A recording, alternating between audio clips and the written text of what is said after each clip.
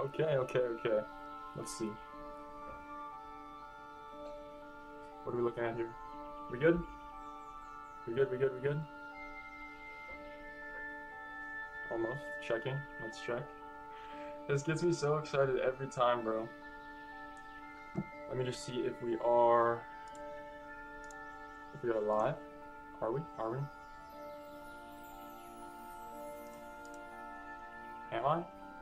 How do I even know? Oh my! I am.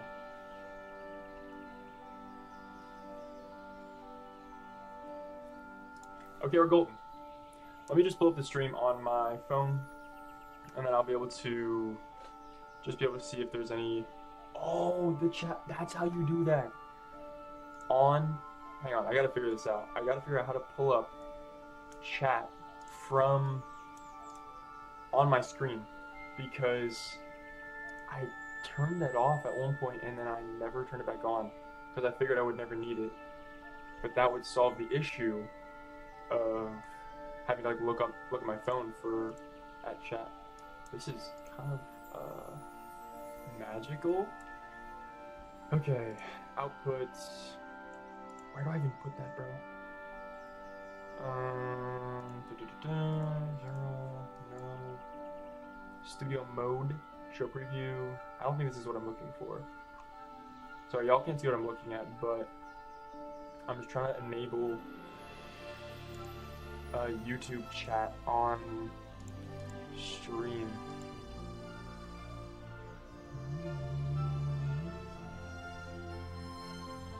How do I do this, bro?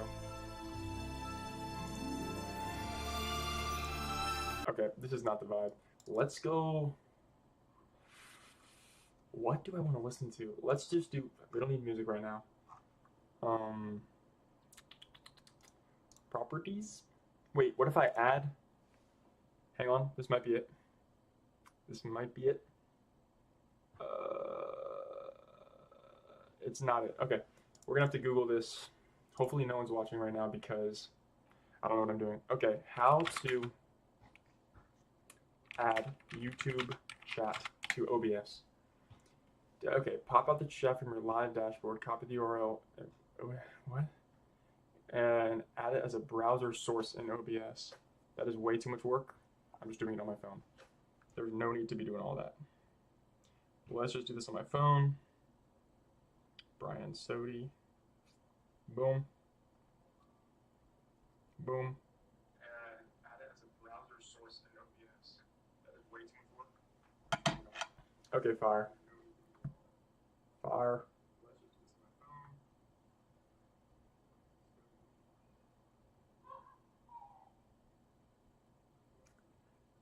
I still don't really know what I'm doing. Doesn't matter. I'll just throw this back. Oh my. That's way too much. What kind of music should we listen to? Okay, I'm just gonna study for a little bit. I need,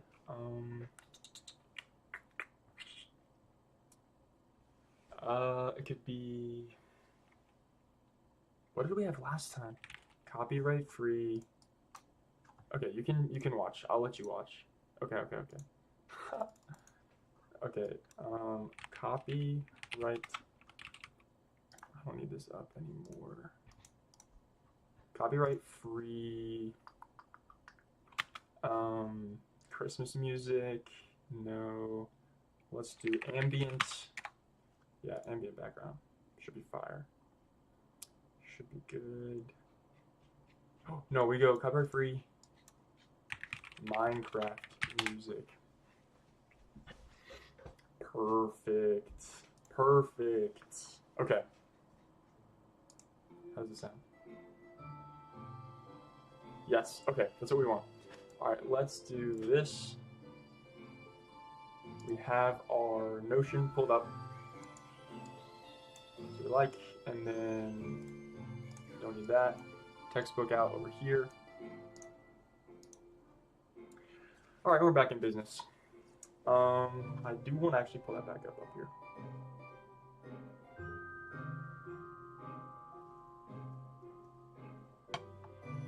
What was I doing?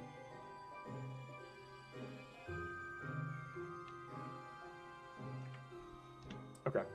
Yeah, we're good.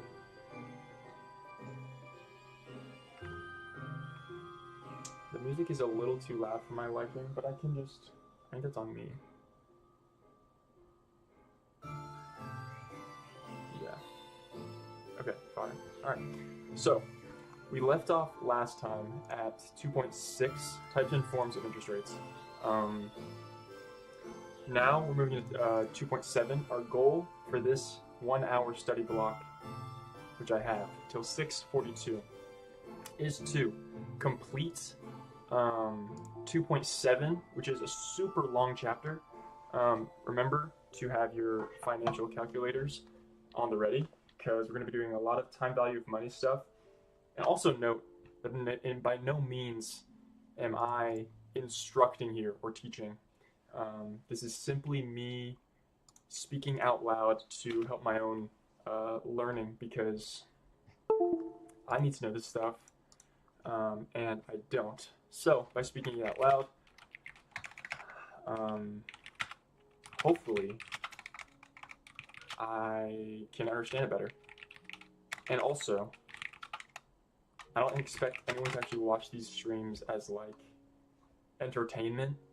If you do, all more power to you. But for me, I'm thinking it's more like, if I'm studying, you can just like study along with, if you'd like. And ignore my yapping. Probably just put me on mute. Okay. Time value. Oh, also, I've cooked up some salmon for brain fuel. Oh my. Guys, I think I actually cooked. Like, in the most literal sense of the word. I have cooked. Okay. Oh my. I'm very proud of this product. This is my real dinner. The big arch salmon. Alright. Excuse my chewing. That's probably so bad in the mic. I'm so sorry. Sorry. Okay, I got distracted. Alright. Time value of money calculations are made through the financial plan process, analytical foundation. All financial plans are made. Very important, right. TVM formulas allow a financial planner to accurately assess the present and future value of cash flows. Naturally, compare investment alternatives and structure financial recommendations that align with the client's goals. Now, it's important to note, most of this stuff is done these days in the financial planning software, MoneyGuide Pro, eMoney, Right Capital, that thing, but it's important to know how to do it. This is just explanation. Okay, so A. A. Time value of money formulas and okay, we're back in the introduction. We should be able to move quickly through this, because this is exactly what it already said to do. An estimation, two primary purposes: to estimate how much money can be moved around in time while accurately reflecting its value or purchasing power, and two, to solve complex spending and savings scenarios, such as college or retirement funding. Very important things. What will the value of a client savings be in 10 years? Sure. So these are the kind of things that are going to be on your SIE exam and the like. The underlying assumption behind all TVM calculations is that receiving $1 today, this is like, you'll see this in every single finance class that you ever go to. Holy smokes. Oh my days. I just want the italics. That's, oh my, no. Is this Claude? What just happened? How did I get there? That was cool though. Okay, alright. I see your move, Notion. Did y'all hear that kid out there? Some kid just cackled. Okay. Like I was saying, in every finance class you're gonna have this quote. Receiving $1 today.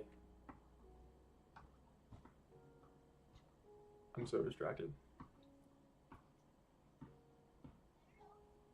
Is generally more beneficial than in the future. That's because you can invest it and it'll grow. Okay, effective and nominal rates of return. We've already gone through this in the previous chapter, so let's just refresh. Effective versus nominal rates. The real rate is the return left over after adjusting for inflation. Real is the unadjusted. So effective versus nominal. Effective is unadjusted. Nominal is after the adjustment. Okay.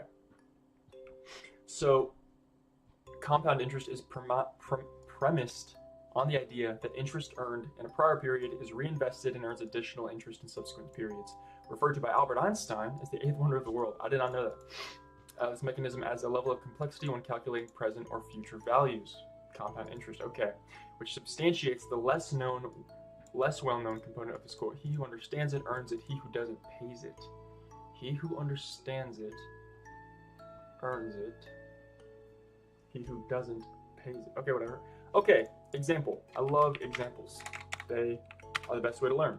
The simplest example is that if a $100, let's read it first. If a $100 investment earns a simple 10% per year, the account will pay the owner $10 the first year, the 10th year, and simple 10% per year. $10 the first year, 10th year, every year therefore, to the nth year. If the same investor reinvests or compounds the interest, the account will earn more interest in the subsequent year because after the first year, you now have $110, you take 10% of the 110. The first year still returns 10, the 10th year returns 23.58 based on the year's prior value. Right. Simple compounded interest, nothing new there.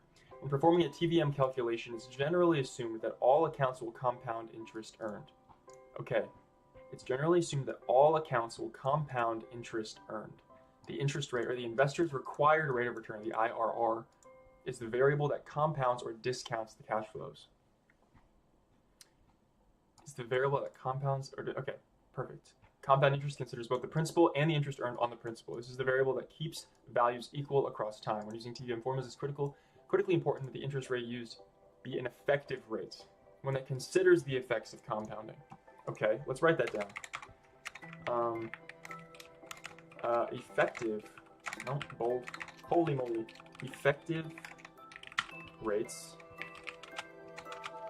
arrow, funnel arrow, consider, alright guys, bear with me there, considers the effects of compounding. When compounding occurs, an effective rate considers the effects of compounding when compounding occurs more than once a year. When compounding occurs more than once per year. In other words, this is the actual accrued annual interest rate. Actual accrued, and I'm looking at people outside my window are always walking, so they catch my eye. Annual interest rate. Okay. If the rate's not an effective rate, then it is a nominal rate, often referred to as annual percentage rate. APR is nominal rate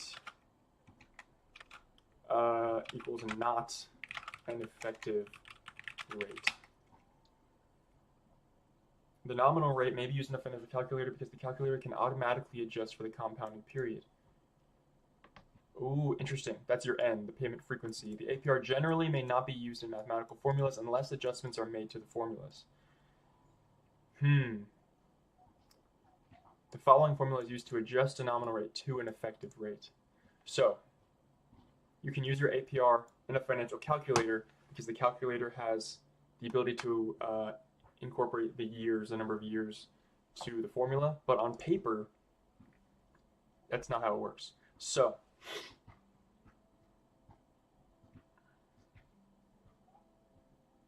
this is your formula to adjust your annual percentage rate, your APR, into an effective annual rate. Your EAR. Oh, I've heard of this. EAR. This is stuff I should know, but I just don't. Effective annual rate is the rate of return that under annual compounding will produce the same future value at the end of 1 year as produced by more frequent compounding. Will produce the same future value at the end of 1 year as produced by... I don't really know what that means. If compounding occurs on an annual basis... Oh. So, the effective rate could be like a semi-annual kind of thing. It's happening 2 or 3 times a year, or 4, like quarterly or half. And so to make that into an annual rate, you use this formula. Okay, this makes sense. To adjust the nominal rate. What the frick is the nominal rate? Where did that come from? Am I stupid? APR, nominal rate. Thank goodness. Okay, to adjust your APR to an effective rate. What is going on? So this is saying adjust a nominal rate, which is already what? To an effective, nominal to an effective. So this is different than EAR and APR. This is like, I don't know what this is. I don't know what this is for. The effective annual rate is the rate of return that under annual compounding will produce the same future value at the end of 1 year as produced by more frequent compounding. Right. If compounding occurs on an annual basis, the effective annual rate and the nominal rate are the same. Thank goodness. If compounding occurs on an annual basis, the effective annual rate and the nominal rate are the same. That's probably important to note. If compounding occurs on an annual basis, the EAR and the nominal rate are the same. If compounding occurs more frequently, the effective annual rate will be greater. If compounding occurs more frequently, the EAR will be greater than the nominal rate. Okay, why would it be greater than? Why would the EAR be greater than the nominal rate? Because you're having like this compounding interest effect more than once, so you're reinvesting more times, which grows it faster than a single annual nominal rate. Okay, this example should be helpful here if you're as confused as I am, which is not that much. Let's eat some salmon. I should probably mute my mic for this. Which ain't a mukbang, bro. Okay.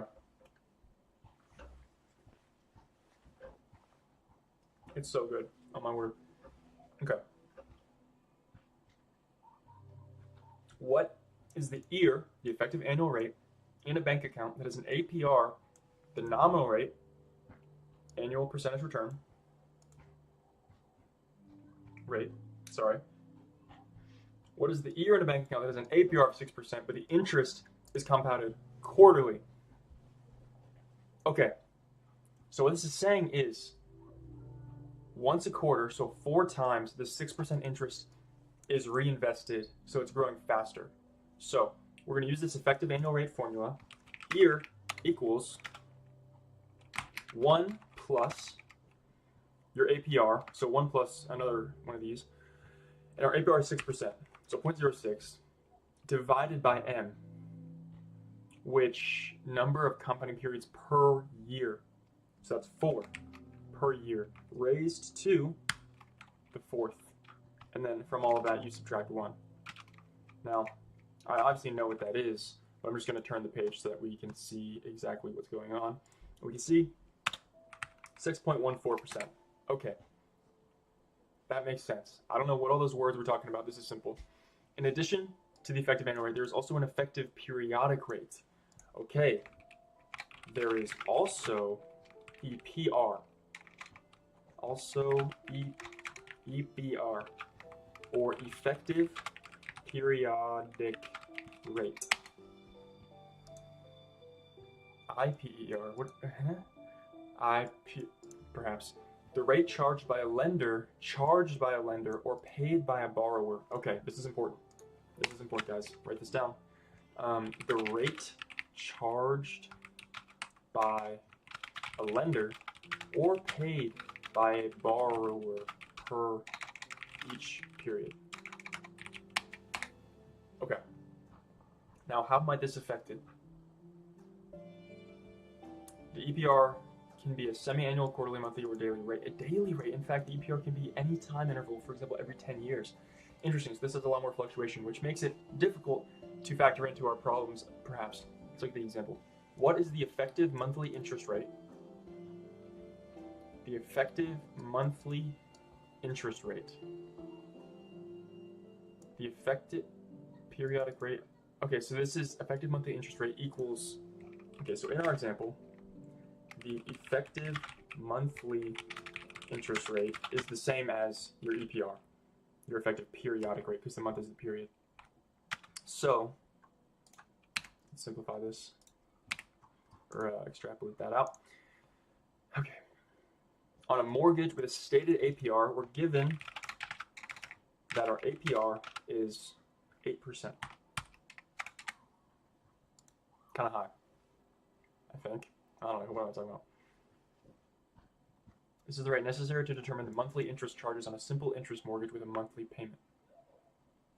The following formula can be used. Oh, we get a beautiful, simple, little, lovely formula. EPR equals APR divided by M, which is the periods in the month, or periods in a year.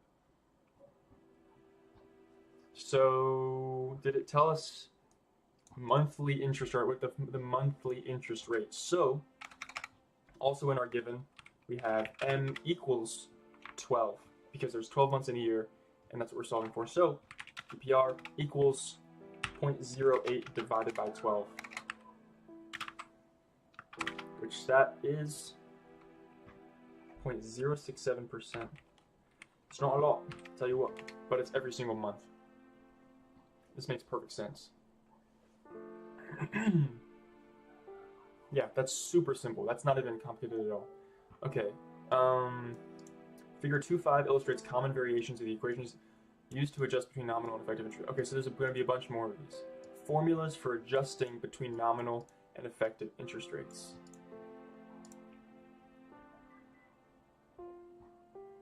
Okay, what the freak? What are we even looking at here? What am I even talking about right now? What is this? Okay, type of interest rate known, type of interest rate desired. Ooh. Ear, epper, epper. Ear, epper. Epper, ear. I'm not even gonna pretend that I know what, like, I'm not gonna memorize these. I think that's pretty complicated. Like this one especially. Are we gonna have to memorize this? I don't know. Let me know who I'm talking to. An important concept to understand when manipulating rates of return in TVM equations is that the compounding frequency of the effective rate must match the payment frequency. The compounding frequency of the effective rate must match the payment frequency. In other words, the rate used must match the compounding frequency of how often cash flows or payments occur. For example, if a payment occurs monthly, then the effective rate needs to be adjusted so that it's also compounded monthly.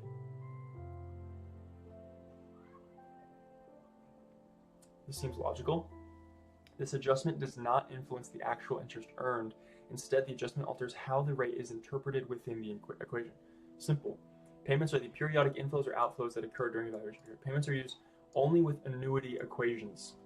That's simple, but important to know. Payments in your calculator, this will be PMT, are only used in annuity equations. For a cash flow to be considered, a payment must occur more than once and happen on a fixed periodic basis. Fixed periodic basis. Simple. Example. Love it. Let's get an example. A client is planning to save for retirement by contributing to an employer-sponsored 401k, sponsored on a semi-monthly basis. Okay, so this gives us 24 contributions per year. Contributions, okay. Semi-monthly. However, the account reports and compounds at a monthly rate. Account reports and compounds at a monthly rate of 0.0721%. Okay, so we have an incongruity here. Which one do we adjust, though? Do we adjust the, Okay, whatever. We'll figure this out, guys. Don't even worry. For a TVM equation to be accurate, the rate must reflect the semi-annual. Okay, so the rate needs to match the contribution, not the contribution to the rate. The rate needs to match the contribution, not vice versa. Let's put that in there. Okay. To make this conversion, two effective rate equation must be. What? Here's the process. First, convert the monthly effective rate into an year. Okay. EPR, effective periodic rate. All right, sure. We'll just roll with it. Year equals. Okay. Okay. This makes sense. This is what the whole point was. This formula is used when you have a periodic rate and you need to match it to the year. Okay, so you have 1 plus 0.72, yeah, okay, 0.00721 raised to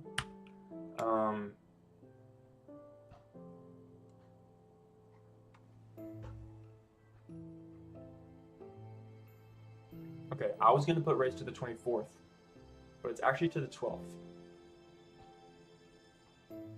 For some reason, because the account compounds monthly to the 12th. Okay, so in this case, m equals 12, not 24. Use the periods from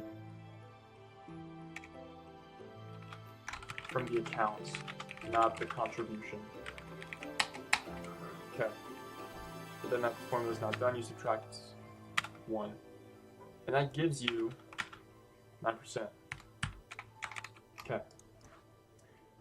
Oh, and I thought we were finished. Second, the year must be converted back.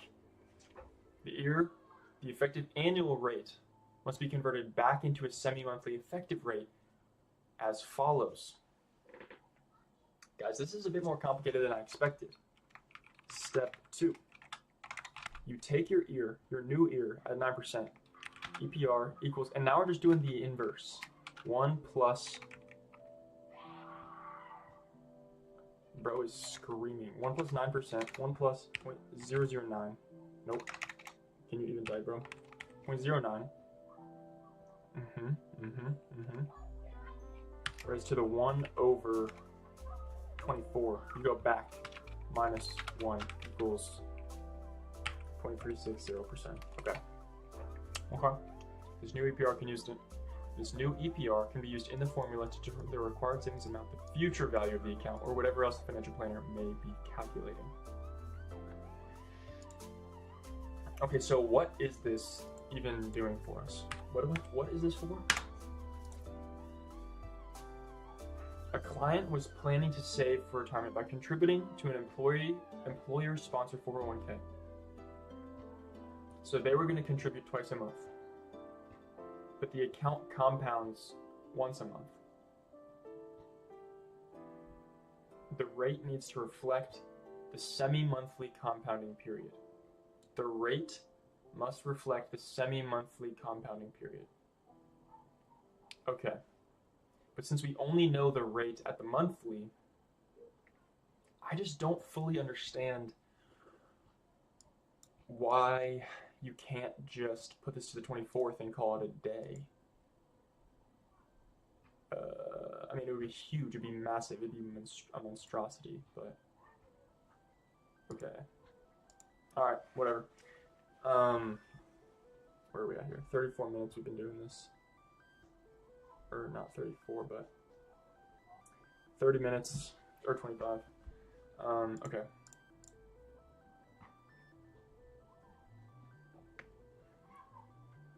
Okay, okay, that's all easy.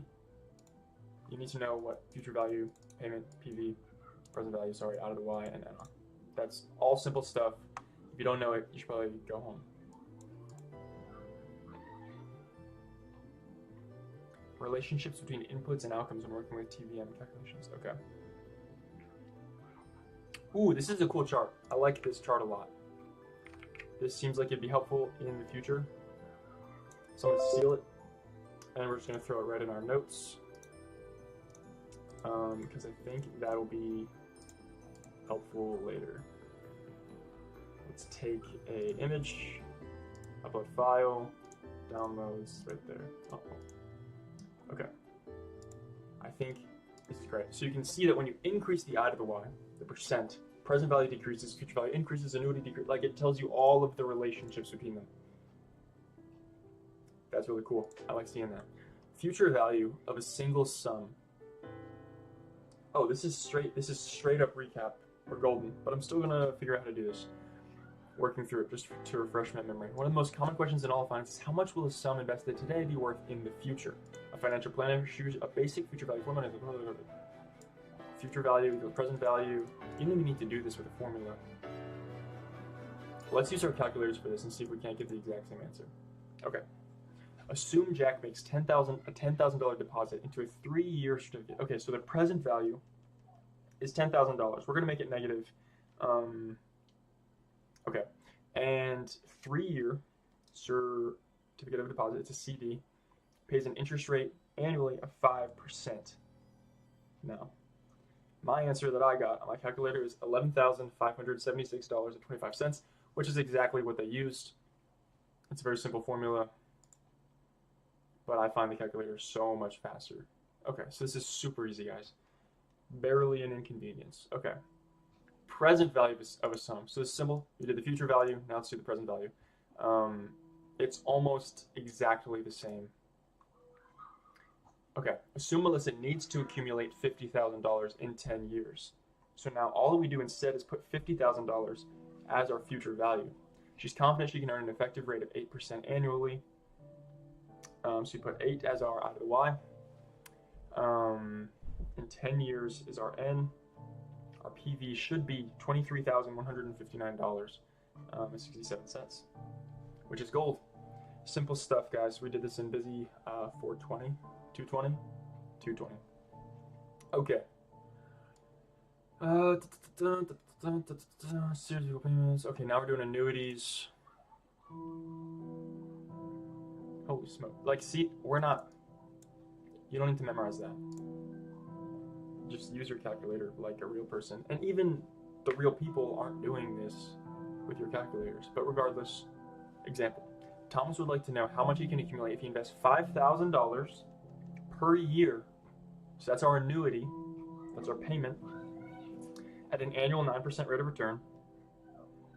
And a Roth IRA for 20 years. 20 years.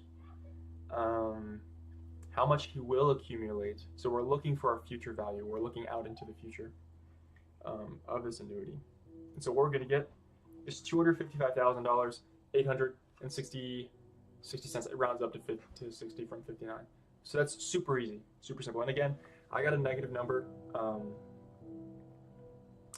that's just because I didn't put in the negative for the 5,000 as like a going out expense. But okay, let's look at the PV of the annuity. This should be almost exactly the same. Okay, this is different. Consider Eric and Aaron. They want to make an immediate lump sum deposit into an account earning an annual rate of 5% to fund 4 years of college expenses beginning at the end of this year. Current college costs are assumed to be $15,000 per year and are not expected to change. They want to make an immediate lump sum deposit. Okay. So that's not saying that they are, it's saying they want to. So that's what we're meaning by present value. Beginning at the end of this year, make sure your calculator is in end mode. Current college costs are $15,000 per year and are how much do they need in the account today?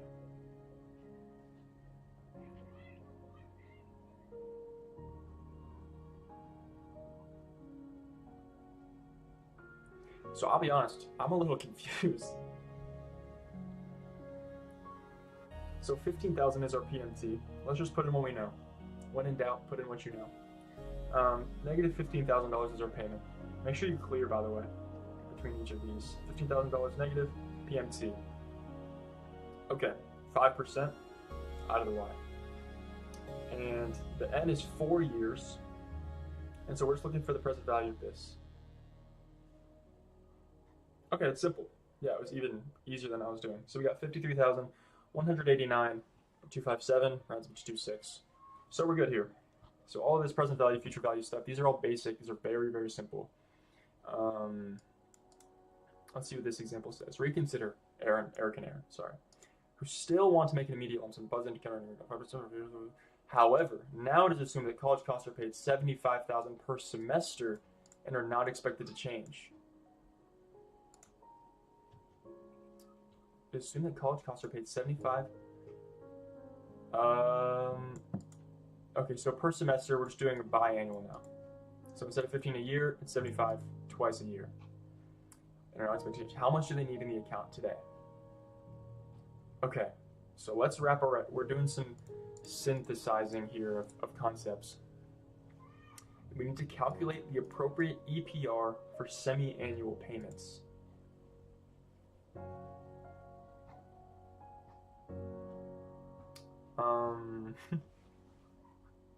So, okay. All we're doing, okay, this formula makes it seem more difficult than it is. All we're doing is taking this 5% and saying, okay, how many periods are there that we need this 5% to be distributed to? There are 2 periods. So we just take the 5% divided by 2 and you get 2.5%. You just want to make sure it aligns. So, super simple, 2.5%, still 4 years, and just 7,500 for our payment. And we get 28,000. Oh, very important. You need to multiply by 2 times 2. No, you don't. Super important that you don't do that, bro. Really important that you don't do that. What the heck? Hold on a minute. Wait, what? Okay, what? Input 5. Yo, what the heck is going on? So,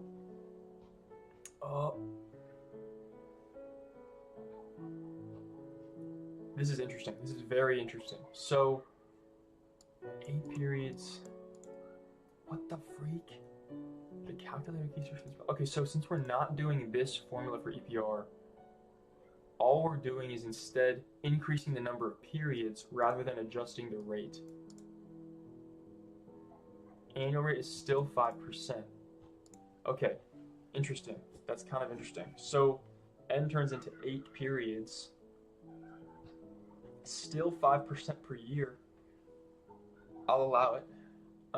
And then 7,500 is our PMT, and then you get. Y'all, what is going on? I got it wrong again. 48,474. That doesn't make a single bit of sense.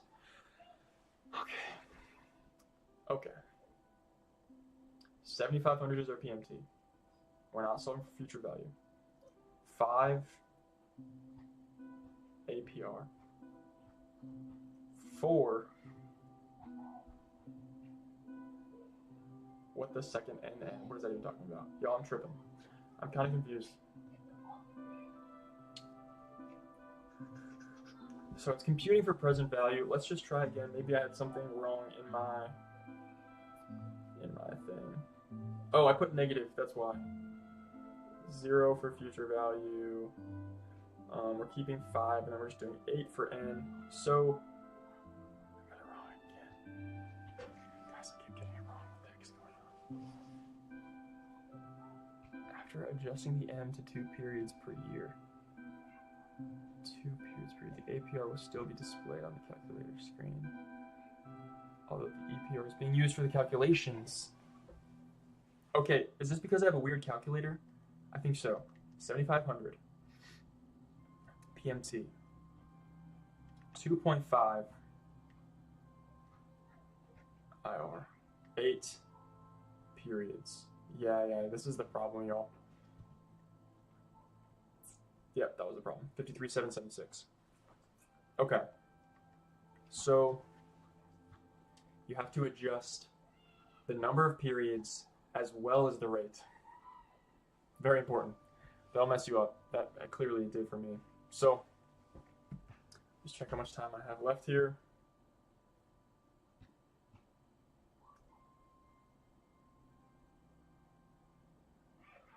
kind of hungry. I should probably take a bite of salmon. Okay. All right. Present value of a delayed annuity. That's interesting. So I'm just going to make a note. Everything up to H is review and easy. Then we come to H. PV of a delayed annuity. That sounds new to me. It might not be, but it doesn't seem familiar. What happens when a financial planner needs to know the present value of an event in the future? Present value of an event in the future rather than today. For example, assume a financial planner needs to estimate the cost of college on the child's 5th birthday rather than the beginning of college. On a child, what? Again, consider Eric and Aaron, our favorite double E couple, who are planning for future education expenses, perhaps a younger child. In the previous example, it was assumed that the first tuition payment occurs at the end of the first year. What would happen if that tuition payment were not due for 10 years? It was assumed that the first tuition occurs at the end of the first year. What would happen if that tuition payment were not due for 10 years? Okay, so they're planning out ahead. The clients would need to know how much they need to save at the start of college, but they now have 10 years for an account to accumulate the required amount. Very nice. So we need the present value of an annuity and the present value of sum. Okay. Need PV of annuity and PV of sum. This is actually just a two-part problem of things we've already done. It's actually really easy. By solving for the present value of the annuity for the 4 years of college. Super simple. However, in the first example, that was, T0, T0, T10, yeah. Therefore, the value needs to be discounted the second time back to this. This is called a double discounting because the first equation discounts from minutes of unit. Okay. Called double discounting. Fun! Exclamation mark, because it's fun. So, let's see if we can do this on our calculators. Okay. The financial planner would solve for the present value of annuity at year 10. What's going on? Where's my stuff? Present value of the annuity at year 10. Present value of the annuity at year 10.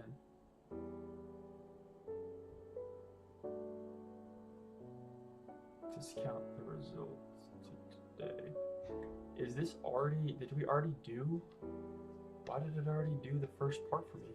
I was expecting to solve for this.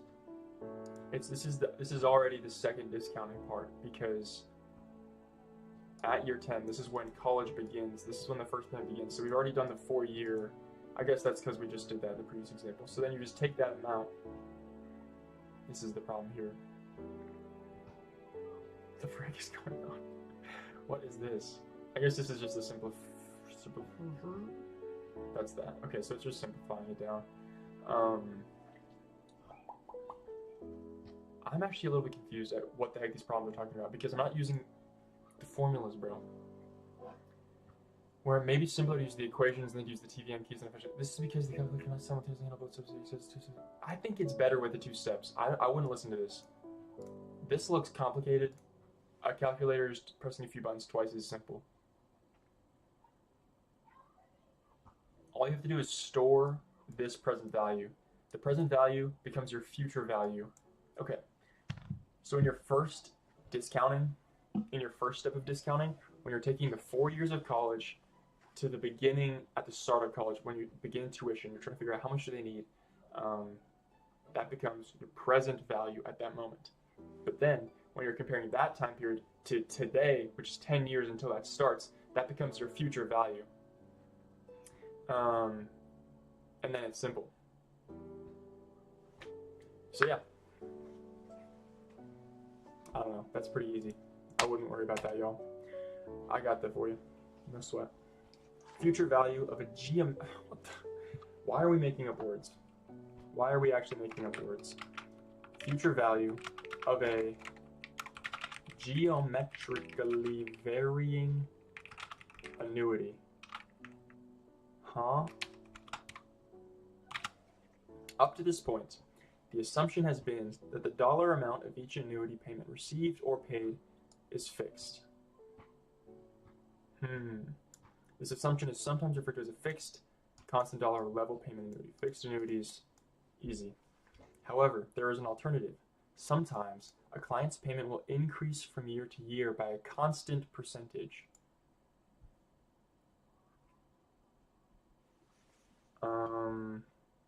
Whatever. The rate of change must always be at a constant percentage amount and not a constant dollar amount.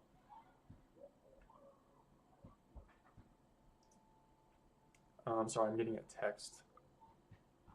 Must always be at a constant percentage amount and not a constant dollar amount. This can occur based on several factors. Changes in salary, changes in increase in inflation. Okay, a growing annuity. Growing annuity is very common. Okay. Typically change over time. Annual inflation is rarely constant, but a simple assumption needs to be a growth rate must be applied if a client needs payment. Okay. Future value of a growing annuity. Please tell me I can use my calculator for this because I do not want to do that at all. Please. Please. What the freak? Why can I not? What the heck is going on? This formula is so long. How is there not a calculator formula? This makes no sense. Okay, what the freak? Assume Jorge will make annual payments into a 401k plan for 20 years, earning an effective annual rate of 9%. He'll begin with a $3,000 contribution, which is 5% of his income. Every year thereafter, he'll increase his deposit by 3% to reflect the expected increase in his salary. Naturally. Okay, using this assumption, how much will Jorge accumulate at the end of 20 years? Why do we have to do it that way? Why can't it be... Oh my gosh. Well, let's see if we can just break it down. Okay, $3,000 contribution. Year of 9%. Interest. I'm glazing over it. Oh my gosh, I just skipped it. So wait, this was... What was this? What do we do? Future value? And then you have present value. Oh my gosh. H, I, and J. I and J, future value and present value. What the frick? Why is there no way to do this on a calculator? Those formulas are hecka long.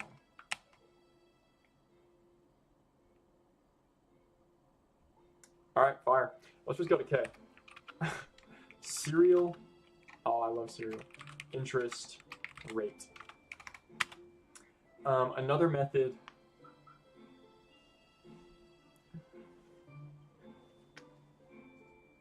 Hang on, I gotta take a screenshot real quick. What's going on?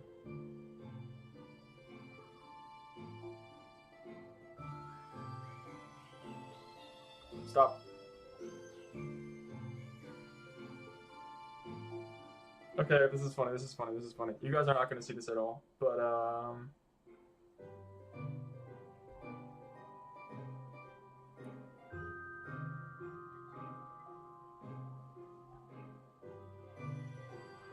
almost. Sorry, I'm going crazy. Almost done my study block. Okay, this is funny. I mean, it's not. All right, I'm gonna chill. Okay. So, serial interest rate. Another method for solving growing interest rate is to calculate the serial interest rate. Okay. If a financial calculator is to be used, which it is, the serial rate will be required. If a financial calculator... Wait, is this going to solve all our problems? I hope so. The serial rate will be required. That is a whole tongue twister and a half. The serial rate will be required. The serial rate is calculated using the same equation used to determine the real rate. Okay. Same equation as the real rate. Which is... we'll go brackets 1 plus I divided by 1 plus G bracket minus 1. That's a very common formula that I've seen all the time. Sorry, I'm tripping out because I'm giggling. I'm hungry as well. All right. Example. This is good.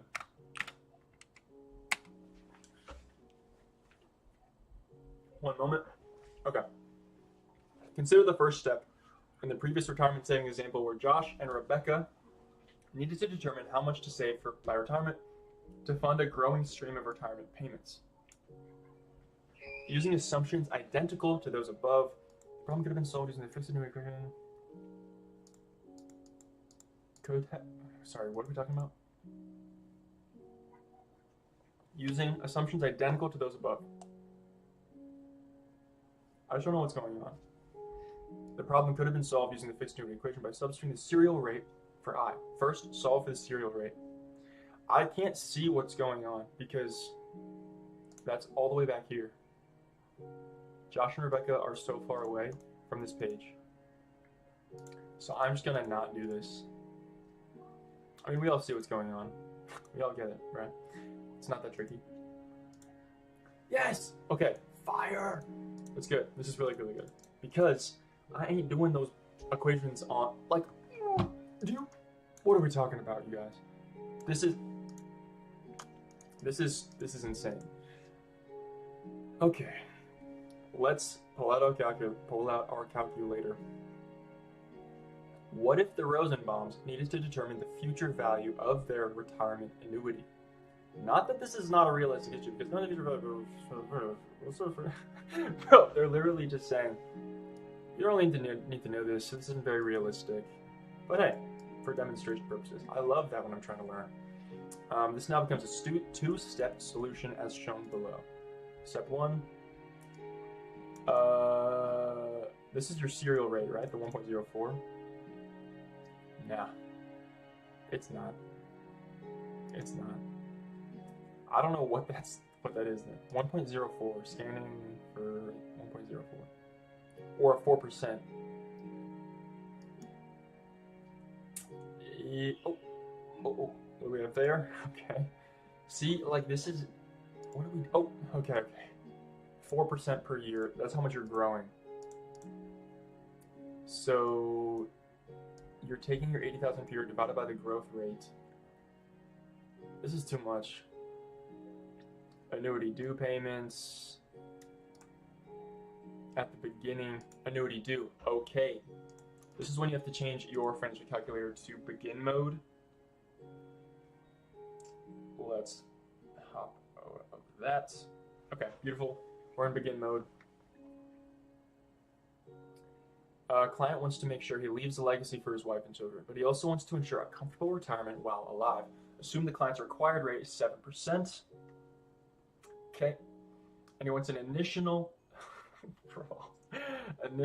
annual payment of $100,000. That will keep pace with expected inflation of 3.5%. How much does the client need to save by the beginning of the withdrawal period? Can we get a calculator version?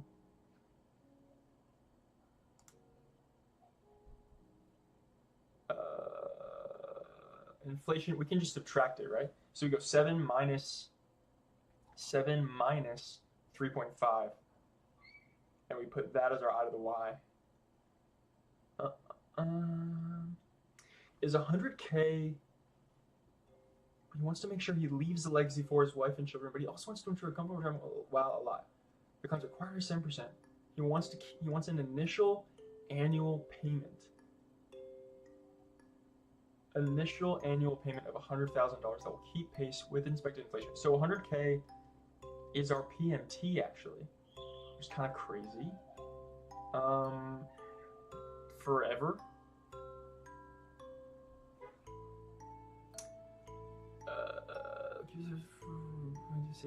By the beginning of the withdrawal period. How much does the client need to save by the beginning of the withdrawal period? Why do I feel like I'm missing so much information right now? Is this not a TVM thing? I don't think it's a TVM thing, y'all. It's literally, okay, it's literally just, it's, okay, I'm done. This is the present value of our perpetuity. This is a whole new thing. Present, okay. I missed it.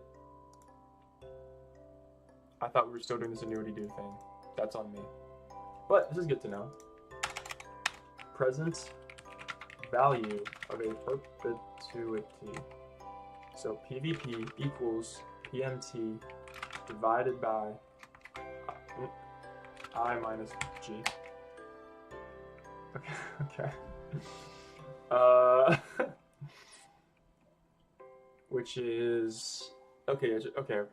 This is simple. Just $100,000 divided by 0.07 minus, if I have to guess, 0.035, and that's just 2,857,142.6 naturally. Okay.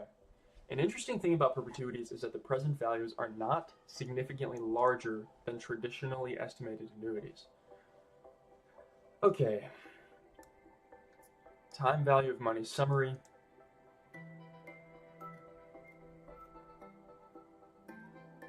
This is nice. This is a nice little calculation, or a nice little chart, I guess I would say.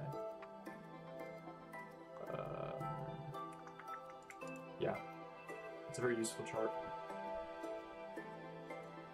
The following observations generally apply. Wait. Okay. Oh, we're almost done, y'all. Wait, is anyone even here? I think it's just me, right? Yeah, it's just me. Okay, fine. The following observations generally apply when making TVM estimates. Assume an ending payment when calculating annuities. Yeah. Dealing with bro, we're not even done yet. So that was 2.7. Okay, that's right. 2.8. Dealing with fluctuating payments. NPV, which is different than TVM, equals PV of cash inflows minus PV of cash. Sorry about that. PV of cash outflows. Why are you here, bro? You're not even supposed to be here. I mean, you can be. This is cracking me up. Okay. I mean, you see. I'm like on your screen, I guess. But it only says, I'm using the Safari browser to see my own stream. And so I assume that when it says one is watching now, that it's just me. But, okay.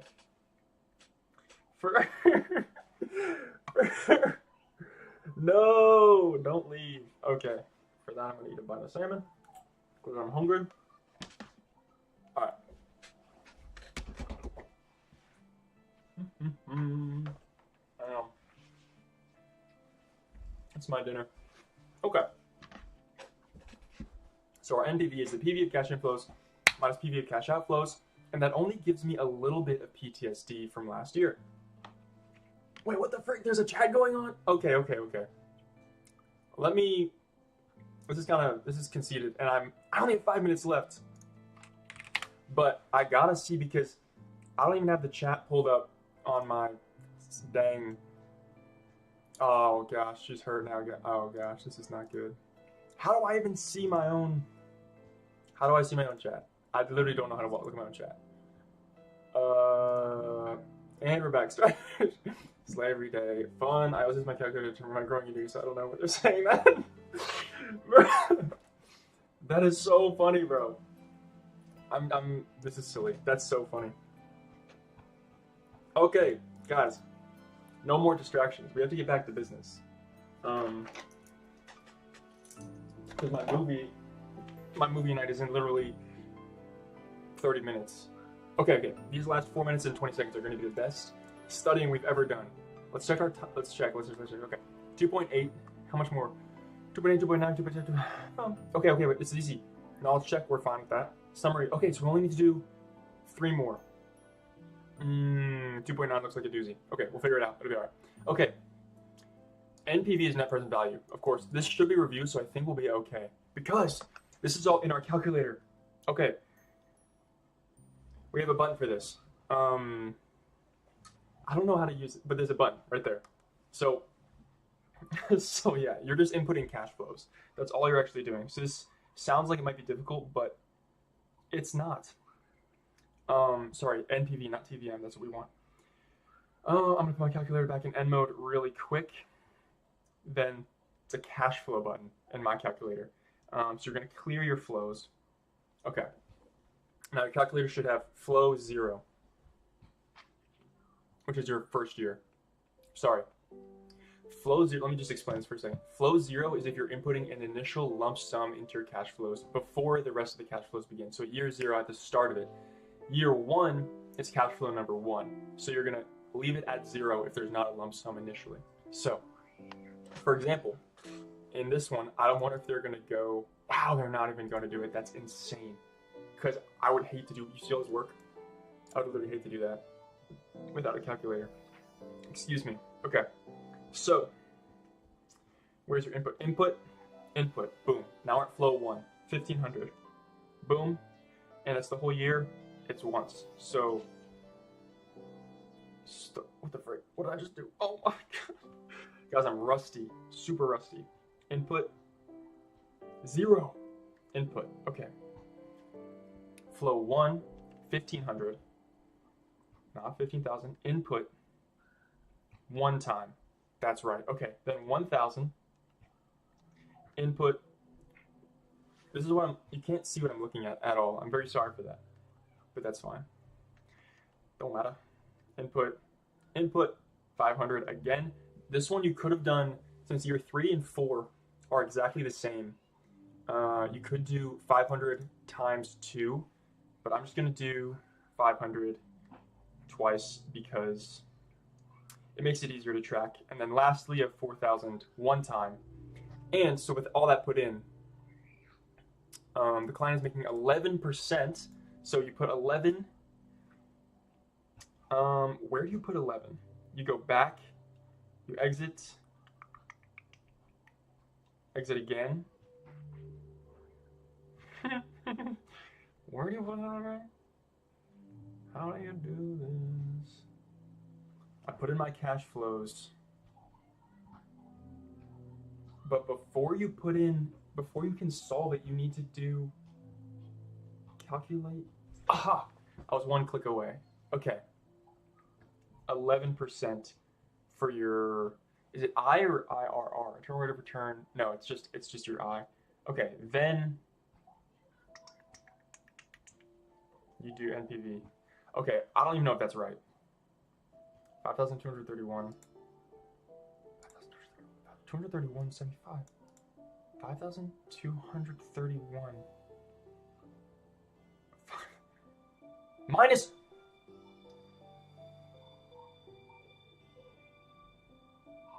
Oh, okay. Sorry, holy cow. Okay, I didn't read the problem initially. You have $5,000 here. So, your year 0, which I didn't account for, which I told you all to ignore because I just looked at the chart, because normally you would have a year 0 or like initial investment 5,000. But since we had the 5,000, we actually did do it right because you're subtracting the 5,000 here. I just didn't account for it. Okay, perfect. That's golden. I actually don't think that was quite right, what I just said. I would like to redact that statement. I think some kid just got pneumonia out there. No, don't joke about that. He just coughed really loudly. So what's actually happening here? Assume a client is considering an investment of $5,000. That is still a cash outflow though. So let's run a test here. Let's go back to, let's clear our list. It's a lot of work. We know how to do this. We're fine. Holy smokes! This is so much. Internal rate of return. Okay, this is important because I was confused for a moment there. What should a financial planner do if they know both how much a client is willing to invest today and the values of the future cash flow? If they know both how much the client is willing to invest today and the values of the future cash flows. So this is an interesting. Oh, okay, okay. For sure. This is all calculator stuff, which is easy. So you have your PV, right? Oh, okay, we're right here. So all you're solving for your I to the y. This is easy. This is literally, this goes back like a few sections ago in our notes when we were just doing the initial. It's the same. You're given 3 variables and you're solving for the I to the y in your calculator. So rather than PV or FV, you're just computing for I to the y. Okay, sure. And you might need to do that and input it into your time value of money. Oh, it's already done. Okay. Well, let's just see 210. Okay, perfect. We can just read through this. Built-in cash flow functions in a calculator to solve for IRR. Ooh, okay, this is a perfect thing to end on. This is really cool. Okay. This is cool. Okay, assume Shemeka, sorry if your name is Shemeka, it's not, is considering an investment that requires a $5,000 payment today. Based on her next best investment choice, the required rate of return is 11. The required rate. So we're gonna calculate her IRR and compare it to the required rate and see if it's a good investment. Should she make the investment? It's the IRR test. Okay. So you can see all this chart down here is what we're gonna be doing, which looks like a lot, but it's really not that much. Okay, so we see flow 0, $5,000. It's important that you make this a negative. It is actually crucial. If you don't, none of it is going to work. But first, I just already messed up, so clear my list. $5,000 is our initial investment. Input that. Okay, year 1 is $1,500. Input 1 time. Year 2, $1,000. Input 1 time. Year 3, $500. Input 1 time. Year 4, another 500. Input 1 time. And then lastly, year 5 is $4,000. Input 1 time. Now, what we do now, we can exit that, calculate IRR. My computer just died. My calculator literally just broke.